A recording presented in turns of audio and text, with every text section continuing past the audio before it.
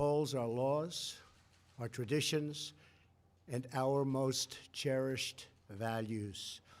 Unfortunately, our immigration system has been badly broken for a very long time. Over the decades, many presidents and many lawmakers have come and gone, and no real progress has been made on immigration. We are now living with the consequences, and they are tragic, brought about by decades of political stalemate, partisan gridlock, and national neglect. There is a humanitarian and security crisis on our southern border that requires urgent action. Thousands of children are being exploited by ruthless coyotes and vicious cartels and gangs. 1 in 3 women is sexually assaulted on the dangerous journey north.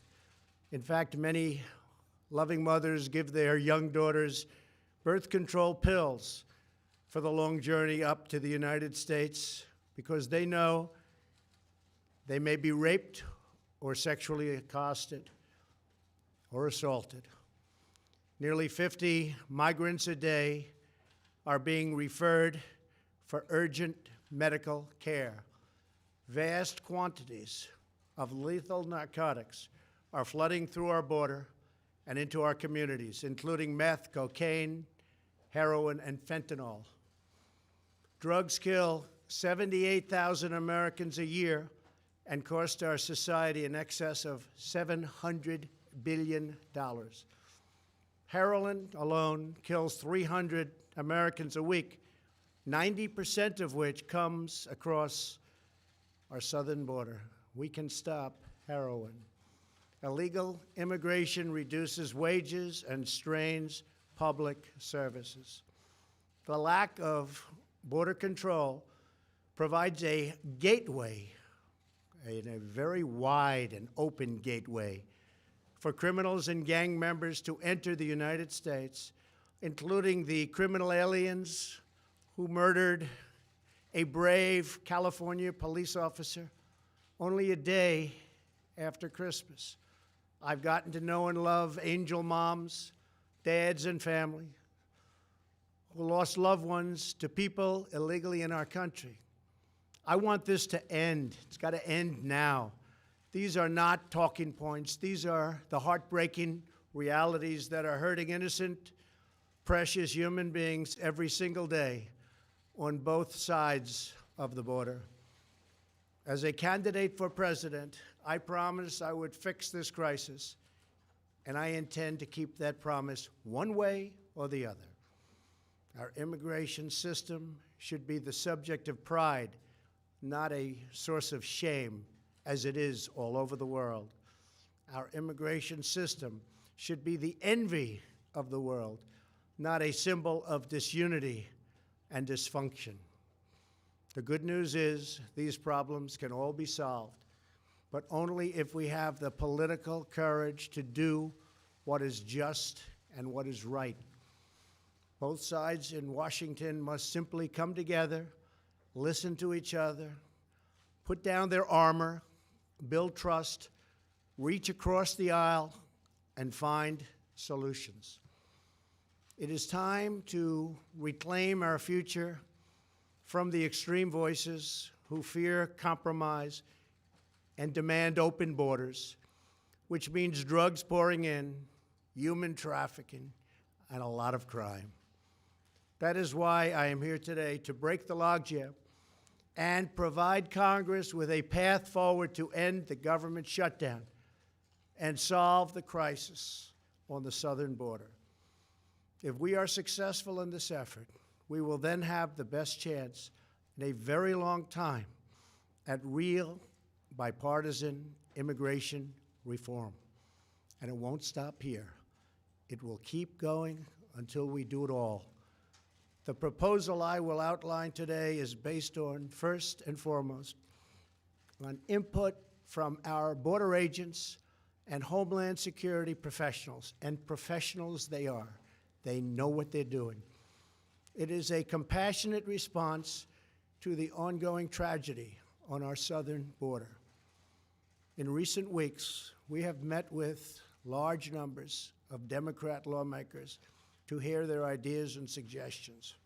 By incorporating the priorities of rank-and-file Democrats in our plan, we hope they will offer their enthusiastic support, and I think many will.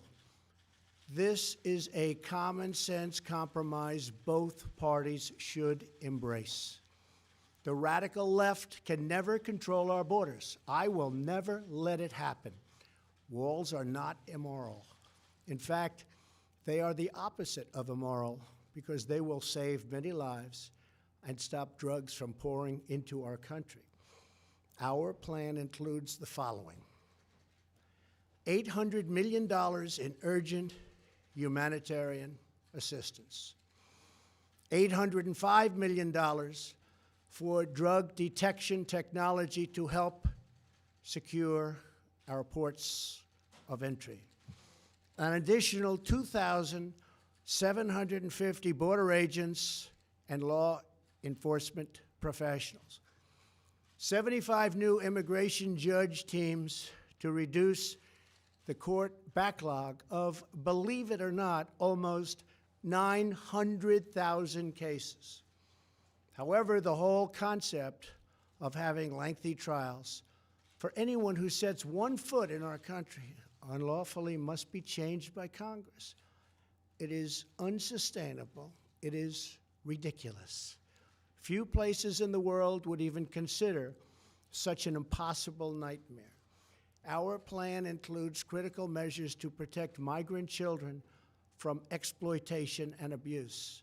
This includes a new system to allow Central American minors to apply for asylum in their home countries and reform to promote family reunification for unaccompanied children, thousands of whom wind up on our border doorstep.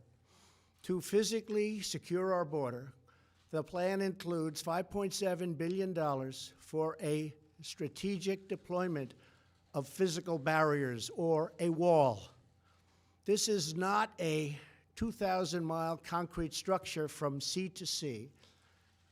These are steel barriers in high-priority locations. Much of the border is already protected by natural barriers such as mountains and water. We already have many miles of barrier, including 115 miles that we are currently building or under contract.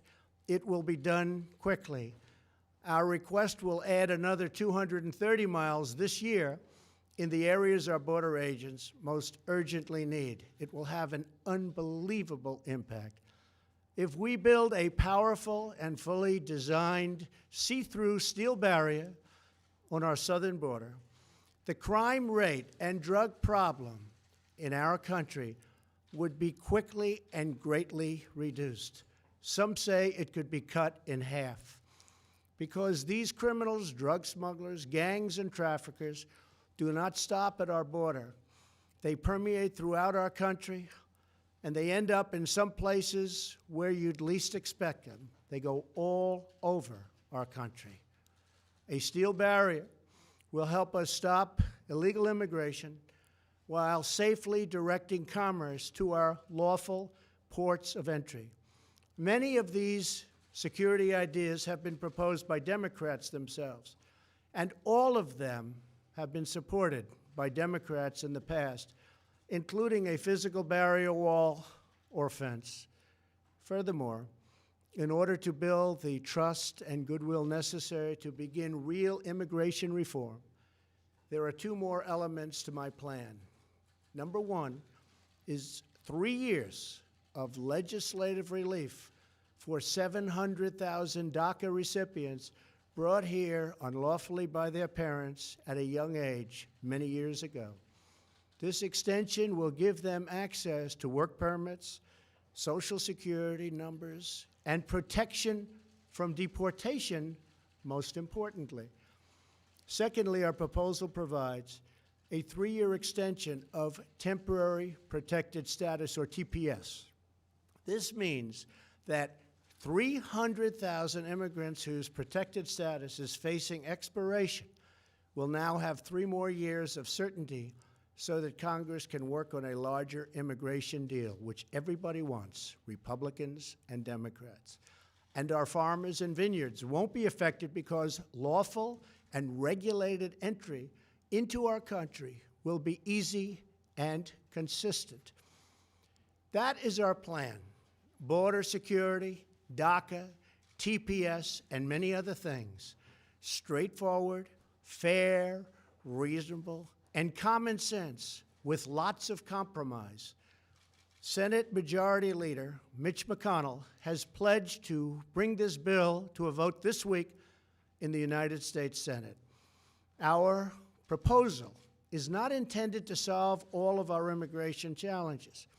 This plan solves the immediate crisis, and it is a horrible crisis. It is a humanitarian crisis like we rarely see in our country. And it provides humanitarian relief, delivers real border security, and immediately reopens our federal government. If we are successful in this effort, then we can start the border project of remaking our immigration system for the 21st century. Once the government is open and we have made a down payment on border security and immigration reform starts to happen, I plan to convene weekly bipartisan meetings at the White House so we can do a finished product, a great product, a product that we can all be proud of having to do with that elusive immigration problem.